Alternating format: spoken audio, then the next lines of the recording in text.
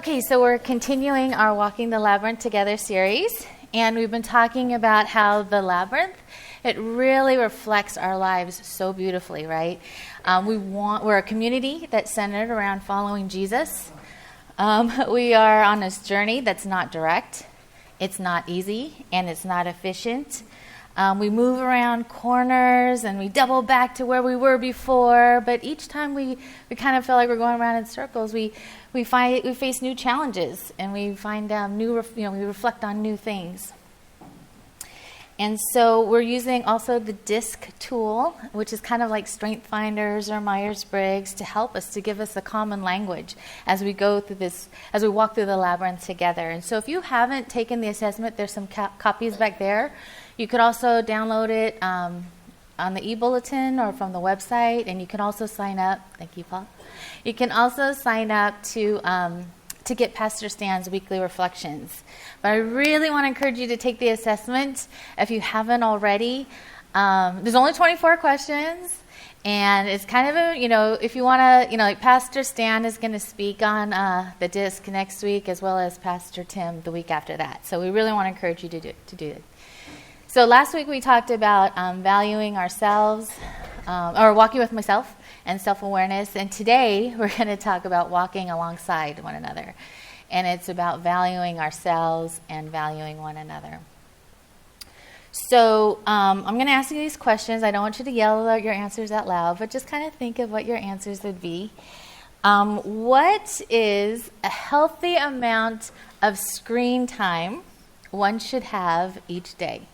What's a healthy amount of screen time? Okay. Okay.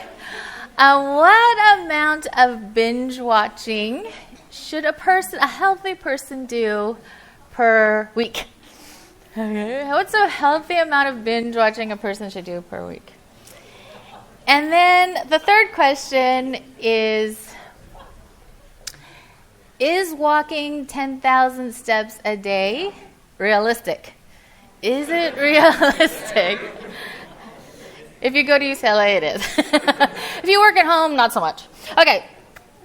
So as you were thinking about those answers to the questions, you don't have to say it out loud, but be thinking about, do you really want to know the healthy answer? I shouldn't say that. The healthy answer. Do you really want to know the healthy answer?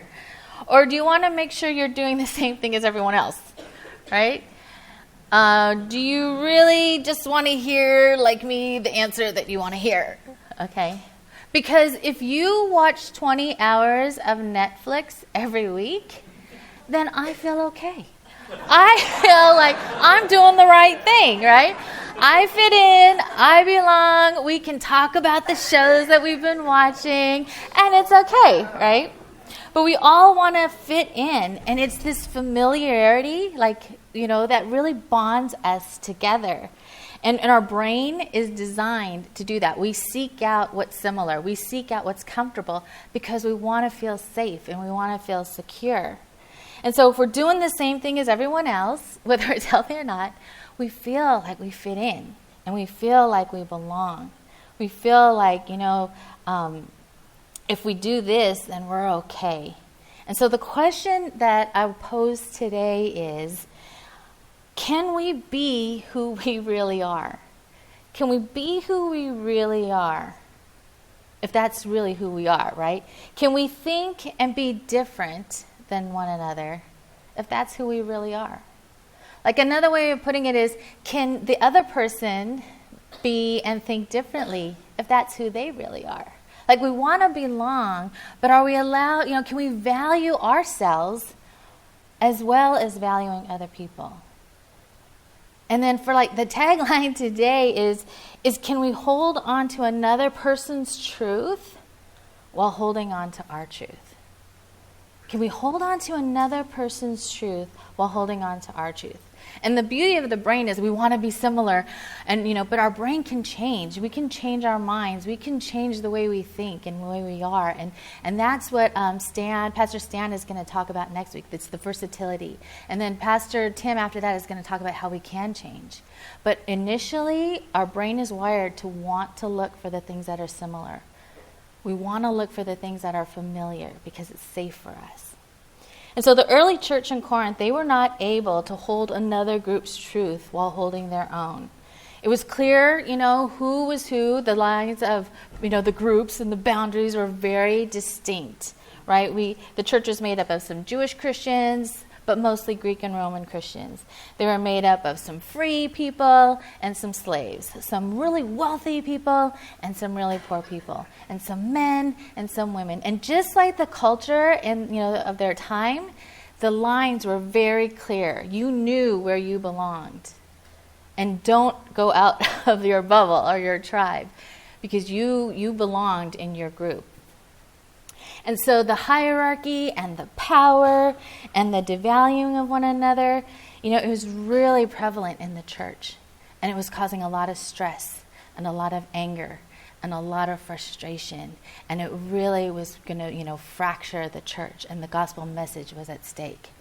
And so the people who went to go tell Paul about this, you can imagine, we all know what it's like when you see people like not valuing the other group.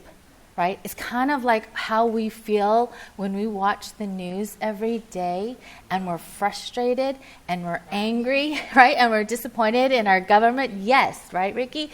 That because the Democrats and the Republicans, they're not cooperating with one another. They're using their power against one another, right? And we know what that frustration and that anger and that like fear of our democracy breaking apart, we know what that's like. And I think that that's kind of that idea of how the church is feeling as they were observing all of this, as the people went to go tell Paul.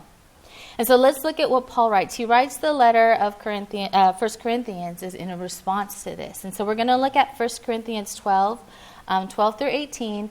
And I love Paul, but I feel like he needed a help from a C person, if we talk about the disc, because he's like, blah, blah, blah, blah. And I'm like, yeah. So I kind of skipped 19 to 23 because it was, going back and forth. And you guys know what he means. And then I just went to like what I thought was important and what Paul was trying to say. So I'm not trying to criticize him, but I'm just saying he writes like the way I speak. Okay. So let's look at 1 Corinthians 12. Just as a body, though one, has many parts, but all its many parts form one body. So it is with Christ. For we were all baptized by the one Spirit so as to form one body. Whether Jews or Greeks or slaves or free, we were all given the one Spirit to drink. So even so the body is not made up of one part, but of many. Now if the foot should say, because I'm not a hand, I do not belong to the body, it would for that reason stop being part of the body. And if the ear should say, because I am not an eye, I don't belong to the body, it would for that reason stop being part of the body. And if the whole body were an eye, where would the sense of hearing be? And if the whole body were an ear, where would the sense of smell be? But in fact, God has placed the parts just where he wanted them to be. And God has put the body together, giving greater honor to the parts that lacked it. So there should be no division in the body, but the parts should have equal concern for each other. You see, this metaphor that Paul used about the body, it was very commonly used to describe, like, the rich people should have, like, the most prestigious, higher, valuable positions. And the lower people, the lower status people, they should have the not-so-great positions in their jobs. And that's how they described it, and that's how they used the metaphor. But Paul is, like, twisting it. And he's saying, okay, you guys, you know your body, right? You know your body has different parts, and it all belongs to one body. It's the same with Christ. And it's by means of the Spirit. It's the same as Christ by means of the Spirit. And because you have committed to follow Jesus, because of your commitment, that means you're part of a larger movement that's going on. You're above all this. Those groups and those lines that you draw, that fragmentation and that desire to be self-sufficient, like, part of being a follower of Christ means we need to let that go. You have embraced a new way of life, and you have chosen to follow Jesus as evidenced in your baptism. And so the church of Corinth, they're part of the new body. They're part of the life with Christ. They're part of something larger. And this body is made up of different but similar parts. And they're arranged and function to depend on one another. right? If you have an injury in your foot, it affects everything, right? It might affect your back, and you're like, what? It's just my toe. But each part depends on one another. And so it is with the church. Each part has to trust and depend on one another. We need to be, both parts need to be giving and receiving. We need to work together in order to, what we call at Westlight, experience heaven together, where we're working together to bring more heaven on earth. And so, he goes on, we can't all be eyes. And, what would happen if we're all eyes? Well, we would look creepy, right? But besides that, he's like, where would the sense of smell be, right? And so it's like this idea of we all need to be who God created us to be. And to just embrace that. Because if we're not who we are, then we're kind of, then the whole body's going to suffer. And so he's like, if you always want to talk about significance, the significance that you have is no longer what job you have or how much money you make or the status that you have in society. Your significance is found in being part of the larger body of Christ. It's being part of it. It's in the context of the body. And so each member is necessary and valuable, and each member, they belong. And though, they need to be one in Christ by means of the Holy Spirit in the context of one another. And so we need to value ourselves, and we need to value others. And we have to acknowledge that God created us to be who we are. Even though, we all in the disc, we all exhibit it, we have the dominant style, but God created us to be that way, and He's placed us within the body because that's just where He wanted us. And so when we live that out, it starts with holding another person's truth or holding another person's style while holding on to ours. Right? We can't say, oh, I wish I was a C, and just, and then we don't take ourselves out of it. No, I need to be an I. And just like Katz needs to be a D, and Tim needs to be a C, and Stan needs to be an S. We need everybody.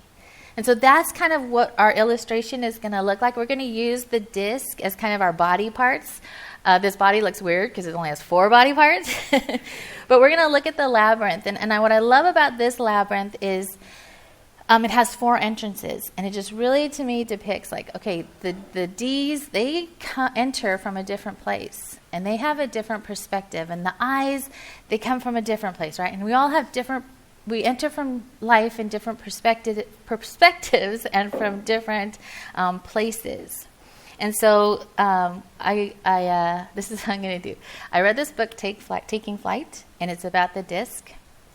And it's centered around this whole story of a tree falling in a forest.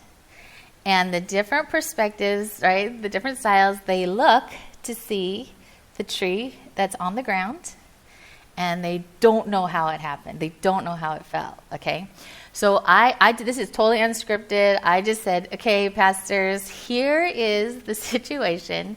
I want you to film your response to the situation, okay? So we're going to review each style, and then we're going to show the pastor's response, and then we'll talk briefly about it, okay? So thank you, pastors, for being the illustration. And we'll try not to laugh too hard. Because it is crazy how I did not tell them what to say, okay? Okay, so D's, let's review. D's, the dominant styles, they like to get things done. And I know it sounds negative. No one wants to be dominant, right? But we need D's. Can you imagine? There's a little D in Jesus, and can you imagine if he wasn't determined and decisive to do his Father's will? Who knows where we would be, right? Being a D is good. We need D's. D's, they are, like I said, decisive and determined. They like challenges. They like difficulty. At times, they may seem insensitive or impatient or overlook risks. It's because they're D's. They want to get things done. They want to get results. This is really hard. But we need D's in the labyrinth because I can imagine D's ahead of everyone else going, come on, we're going to go to the labyrinth. We're going to make it to the center. Come on, follow me, right? And it's a good thing, okay? So if you took the assessment or if you feel like you're pretty much a D, please raise your hand along with Pastor Katz. All Okay. Thank you, D's. You 2.5 D's. Kat is like, we need you D's, and the other D's, we need you guys to like fully embrace your D's and just say it, boldly, because we need D's. Okay. All right. So here is Katja's response to the tree. Well, there's two things that go through my mind. First thing is I want to see in which direction it fell from, so I would run to see where the stump was to see what caused it, if it was natural or if something hit it. That's my first reaction. My second reaction is to make sure that that the tree didn't fall on anybody or anything. So I would look to see if there are any animals down there, if somebody needs to be saved, or I need to call for help. Yeah, those are my two reactions. Okay, now Katz he's not really sure if he's a D or not. But from my perspective, like, did you notice how he said he was going to run to the place, right? I mean, to me, that's a D. Ds are fast-paced, and they were going to solve the problem. And he was, like, already thinking, like, what's going to happen? Do I need to ask for help? Like, I feel like he's a D. But then he says I influence him to think he's a D. But we need Ds because he was, like, going to solve the problem. Ds are great at giving advice and helping us solve problems. And so if we have like a situation or if we need a problem to be solved, we need to go to James and Katz and maybe Kat half the time. Okay? Okay, so the influence styles, the I, they love to get recognition. They love new and exciting opportunities. Control and details, it kind of bogs them down. They want to be encourage and motivate others. And if we, as we go through the labyrinth, man, eyes just make the journey fun. We just want to make it fun and exciting, right? And so, we're positive, but sometimes we're so positive, we don't see the problems. We tend to manipulate, and we are really bad at following through. Okay, but we need eyes, okay? Because without eyes, the journey to the labyrinth would just be frustrating, and we'd be like, but we need eyes to make it fun. So eyes, raise your hands and be recognized. Yes, be bold. Okay. Good. Okay, so here's my video. If I heard a tree falling in a forest, and it was a huge one, honestly, I probably wouldn't think anything of it.